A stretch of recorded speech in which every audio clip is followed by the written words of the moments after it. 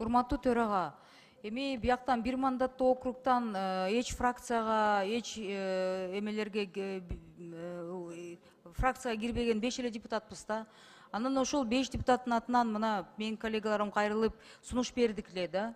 Ушу бизге уруксат этсеңиздер, эки комитетке киргенге, добуш бергенге уруксат бербейсиздер десем, эмнеге мынчалык каршы болуп атасыздар да?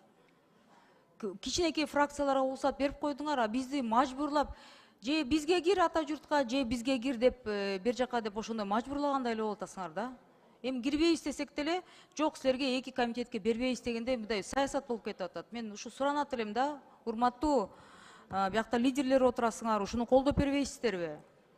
Жазсак кабыл албай атасыздар, анан бешөөбүздү деген же биз жаман мыйзамдарды алып келип атабыз, жакшы мыйзамдарды элдеп биз да чуркап жүрөбүз да. Эмнеге мынчалык каршы болуп атасыздар? Урматтуу коллегалар, 5 эле депутатпыз.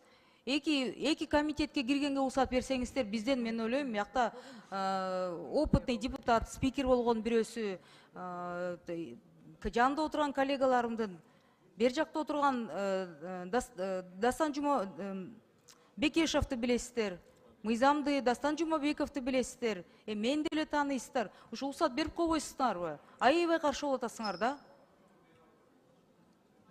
Фракцияларды кичи фракцияларга берип коюп, а бир мандаттуулардын бербей коюп атасыздар. Это что за дискриминация и такое несправедливое отношение? Урматтуу төрага, мен именно сизге кайрылат элем дейм. Сиздин ой пикириңиз кандай?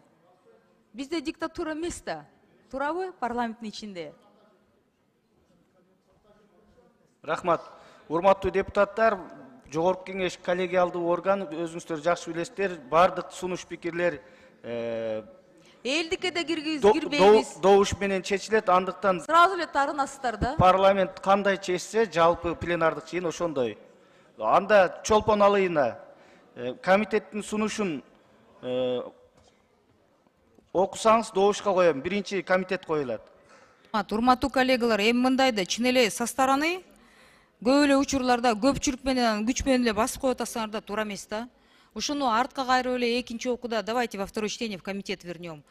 После того, как на комитете второе чтение сунуш берилгенден кийин, комитет талкуулап бүткөндөн кийин, Чолпон Алыевна, мен аябай сизди сыйлайм да, бирок Марлен Абдрахматович, а как это потом берип атасыңар? Я знал, не знал. Не, это манипуляции уже идут. Так не бывает. Давайте уже мыйзамды өзүбүз жазып атабыз. Бирибиз менен бияктан отуруп алып туруп, анан мындай азыр элге сыртка уят эле болуп атабыз да, булар мыйзамдарды билбейт болуп атат да.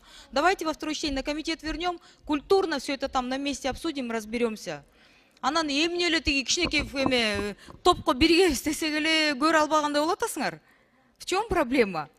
Же бир анча-мынча лидерлерге конкуренция бияктан чыгып атабы, мен түшүнбөй атам. Же үстү жактан кичинекей топторду түзбөгүлө деген буйруктар келип атабы. В чем проблема? Мы же парламент. Давайте во второе чтение, урматтуу төрага, ызычы болуп мындай бирибиздин көңүлүбүздү оорутуп атабыз да, анан элге да шылдың болуп атабыз. Кайтып бергиле, и ошол жактан справедливо в рамках закона обсудим. Ушуну добуш коюп бериңиздерчи, коллегалар, колдоп бербейсиздерби? Эми уят эле баары карап атат. Урматтуу коллегалар, эми мен түшүнөм, биздин парламентте деген аялдарды сыйлашпайт да. Аялдарды сыйлашпаган бүгүн көрдүк, Түркпаны бир кыздан талашып отуруп алдыңар. Макул. Аякта мен сунуш киргизип атсам, мен сунушум даже добушка койгон жоксуңар. Өтпөгөнүн мен түшүнүп атам, но просто мени депутат катары сыйлап койбойсуңарбы? Анча-мынча депутаттарга караганда мен деле добушум өйдөрөөк болот. Зачем вот так унижать? Добушка даже койдуруп бербейсиз. Урматтуу төрага, мен эмне бирдеме күлкүнүчтүү нерсени айтып атамбы? Же сизге шылдыңдай тургандай позицияны бирдемени жеткирип атамбы? Что у вас за отношение хамское такое? Микрофонду каалаганга 20 мүнөт трибунага бересиздер. Каалаганда бересиздер. Анда мен айтсам тарынасыңар, эмне эле тиги бир партиянын атын тергеп атасың фракциясын деп. Что за отношение? Сыйлагыла да. Аял киши болсом да, бир мандаттуу округтан келсем деле, анча-мынча менин коллегаларымдан караганда добушум көбүрөөк келген менмин. Не надо меня так оскорблять. Сунушту бергенде деген по закону коюп берсеңер болмок. Не шылдыңдап атасыңар? Уламың чыкпаган сайын совсем эле хамское отношение. Что это такое? Смешно вам? Смеяться будете в другом месте. Мен деле тиги добуш берген адамдарым бар, ошону сыйлагыла. Сколько раз чыксам, микрофонду каалагандай тейлейсиздер. Ушуну президент көрүп атса, сиздин шефиңиз көрүп атса, ошого жеткирип койгула. Нельзя так относиться к депутатам. Я не с улицы пришла. Мени эл шайлап келген. Ошо келгенден кийин де бир ошо добушто ошону чылдыңда отурасыңар. Колдобой эле койгула. Вообще настолько унизительно и оскорбительно именно от наших коллег такое. Еще сидит и смеется.